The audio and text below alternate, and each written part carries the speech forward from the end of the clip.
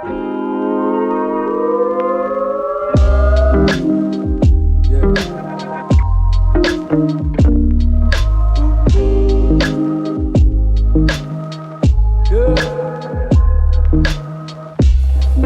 to another Cinedojo Minicast, where we're going to have a quick conversation about a film that we both want to talk about. Yeah. And hopefully you want to hear us talk about that.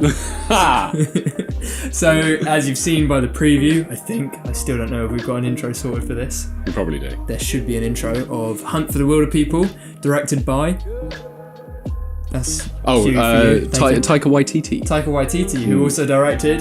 Thor Ragnarok. Yeah, you may have heard of that little film called Thor Ragnarok, which came out, that's 6 months ago now? Yeah. So, Hunt for the Wilderpeople is a small, I guess, sort of indie-style film, directed by Taika Waititi. Yeah. Starring the one and only Sam Neill. Sam Neill from Jurassic Park. From Jurassic Your Park. favourite film. My favourite film, but we'll get onto that in another episode. And the incredible, I need to make sure I've got his name right, Julian Dennison, who plays Ricky Baker. And he's actually in the upcoming Deadpool 2. Not upcoming, it's already out, I think. By the time this goes out. Yeah, by the time this goes out, it'll definitely be out. So he's also in Deadpool 2, and he is just brilliant. He steals the show from minute one all the way through to the end. This really is his film, isn't it? But I've been trying to get Matt to watch this film, Hunt for the Wilderpeople, for ages. You mentioned it. I mean, when did it come out? 2014? Probably should have looked this up before starting this podcast. That's true. Minicast. But you've been mentioning it a lot, and since seeing Thor and the incredible job that Taika Waititi did on that film, I was inspired, and this is my first foray into his sort of more indie back catalogue, his sort of more New Zealand-based films. And what a successful one it was. I had an absolute ball watching this film. It's absolutely brilliant. How many times have you watched it now? I've only watched it the once. Okay. But a second, third, fourth, fifth. As long as it's on Netflix, it's a potential go-to movie. You see, I don't really watch that many films multiple times. There's a few, and there's a few guilty pleasures, which I think I'm going to save for maybe a new show called Guilty Pleasures. Yeah, I think we need to save those. Yeah. There's a few that I'll watch endlessly, that even if it's on TV with ads and I have the DVD, I'm still going to watch it. Yeah. Just because I'm going to sit through the ads as well. This is one of those films for me. And I didn't know that going in, you know. I was just expecting another, and I really like indie films for whatever reason. They just really, they're what I like. So going into this, I just expected another one that I was going to like, but I love this, man. Oh, it's so good. It's a really good film. And like what Thor did for you, this introduced me to Taika's work. So after this, I watched Into the Shadows. Not Into the Shadows. That's not this film. That's not this film. No, I watched What They Do in the Shadows. What They Do in the Shadows. Have you seen that? I've not seen that, no. That is... It's pretty similar in humour, obviously, because it's Taika, but Taika actually stars in one of the leading roles in that as well. Of course, we see a little smidge of Taika, don't we, as the vicar in this film. Yeah, what a great scene. An incredible scene. I've never seen a funeral in any kind kind of film ever quite like Taika. It's just hilarious. It's an absolute gem when he is on screen. Yeah, he oozes personality. Yeah, I mean, he's in Thor Ragnarok. He's even on screen. Yeah, is it Korg, the big rock dude? Yeah, and that's such a brilliant. I think that steals the show there. So he's managing to steal the show in his own film, which at least to you has stolen the show in. We're talking about Thor right now. Yeah. He's stolen the show in the Marvel Cinematic Universe for you, right? Yeah, absolutely. Yeah. But we've got a couple of points I think that we wanted to talk about. I believe. But right now it's summer, so if you can hear an ice cream van that's just pulled up outside of our window, I can only apologise for that. Yeah, well, basically, we'll go through. We've got a few cast members really that I want to talk about. Yeah, I mean, this is a film all about character, Yeah. and it's less about the story and it's more about the relationships between the people in the story, isn't it? Yeah, so we got Sam Neill from Jurassic Park, which we mentioned, and he is brilliant in this. The old cantankerous old man. Yeah, it works so well for him. I didn't think it back when I was a kid, watching him digging up dinosaur bones and, fighting raptors. Yeah, of course. But yeah, it works so well for him. I think I'd love to see him in that role again. Yeah. In a different film. Not the same role, I mean playing that sort of character. I think he does do a great job of starting off as the miserable old man and gradually, I mean, his journey is sort of opening up throughout the course of the film, opening up himself to this kid. Yeah, which we'll come back to that. We'll go through a couple of other characters, like, again, the guy who played Ricky Baker, Julian Dennison. This was the first film I've seen him in. Actually, it's the only film I've seen him in still. Same. Until we see Deadpool 2. Mm-hmm. What did you think of him? He is quite a find. Yeah. Isn't he? He is unbelievable. His comic timing.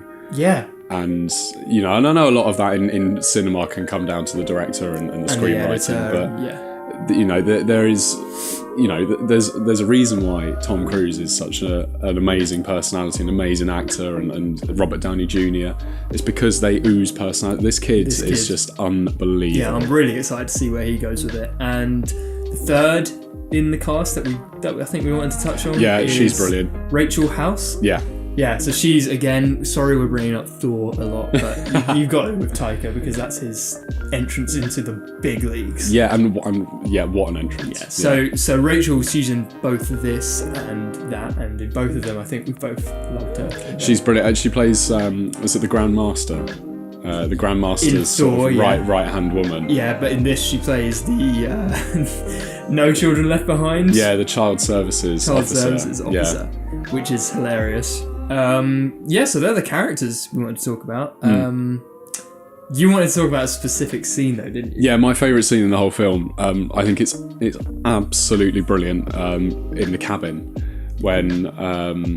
And we've just watched it again just to remind ourselves of it before starting. Absolutely brilliant. And we were having a laughing fit before starting. Yeah. So the two. So Hank, played by Sam Neill, and Ricky Baker, played by Julian Dennison, the two main characters in this film. They've been missing now for about 6 or 7 weeks, I think, in the film. Like that, yeah. So there are wanted posters, descriptions of them up on posters all around the woods. And they find themselves in this cabin, a little bit of shelter, because they've been having a bit of a rough time of it over the last few weeks. And then they're set upon by these three, I don't know what you'd call them. I think they're hunters. Yeah, just out hunting. And it leads to this incredible scene where they're accusing Hank of being essentially a paedophile. Yeah. Because of some of the things that Ricky comes out and says. And completely innocently doesn't know what he's talking about, but it's just one of those brilliant moments of just characters getting the complete wrong end of the stick, and it's so brilliantly done. It's an oft-used joke. Yeah. But in fact, let's put a little clip of it up right now. Definitely. Okay. Look, we got lost. I got injured. He's fine. It was basically a holiday. Not a real holiday because he made me do stuff. He had a sore leg, so he made me do things for him. It was hard at first because my hands are so soft, but I got used to it. I didn't really want to do it, but it was the only way to survive. I feel sick, you. Well, hang on, he doesn't know what he means. You're a bloody pervert. Hey, he's not a pervert, you dickhead. Shut up, Ricky. Yeah, shut up, Ricky. Hey. So, are you happy that you've seen this film now, after me recommending it over and over and over again? I have to. Occasionally, I worry about your film recommendations, but this one was same for me with your recommendations as well. But this one was spot on. I mean, absolutely brilliant. I was ill when I watched it. I was quite badly ill. A proper case of the man flu. But Which it is a real thing, by the way. But it cheered me right up. I've recommended it to upwards of 50, 60 people since. I'm like, everyone I talk to, I'm like, you have to watch this film, you have to watch this film. It's absolutely brilliant, really heartwarming as well. Like, man, they deal with, that's the thing with Taika, I think, that some people overlook a little bit. In sort of, especially again talking about Thor, a lot of people have given him some real hate for what he did with that. But in a lot of his films, in the few we've seen at least, he deals with emotions and characters and relationships so well. Yeah, he really does. In such a unique way. Yeah, like this film is covered in comedy. It's just comedy constantly. I'm laughing pretty much the entire time in this film. Yeah. But somehow he still makes you care completely about all of the characters, at least all of the characters you're meant to care about. Yeah, of course, yeah. And that scene with where the lake touches the sky, where he's going, where she says she's going after she dies. Yeah, his foster parent. I don't think we've touched upon the reason why he's with these two people is because he's in child services and he's been fostered to these parents, and the mum who takes to him straight away. She unfortunately passes away quite early on in the film. Yeah. And she says this is a place where she's going to go, where her soul is going to end up, and that moment is crushing. Yeah, it's great. So I think Matt has already said he would recommend this to pretty much anybody. Absolutely, yeah. And so would I. I've watched it with countless people now, all because of me telling them to watch it. So if you guys want to check it out, definitely do. And if you do check it out, obviously let us know. Yeah, let us know what you think in the comments. Yeah, absolutely. Down in the comments. Sorry, I hit this again. But let us know what you think of it down in the comments. And I think that pretty much wraps up everything we want to chat about with this. Yeah, definitely. Again, as always, we're probably going to carry on chatting about it afterwards. Yeah. I mean, this never-ending discussion. Yeah.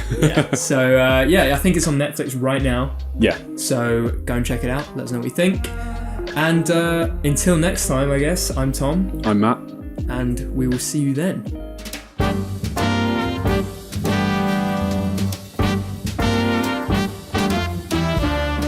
I've been to the top of mountain.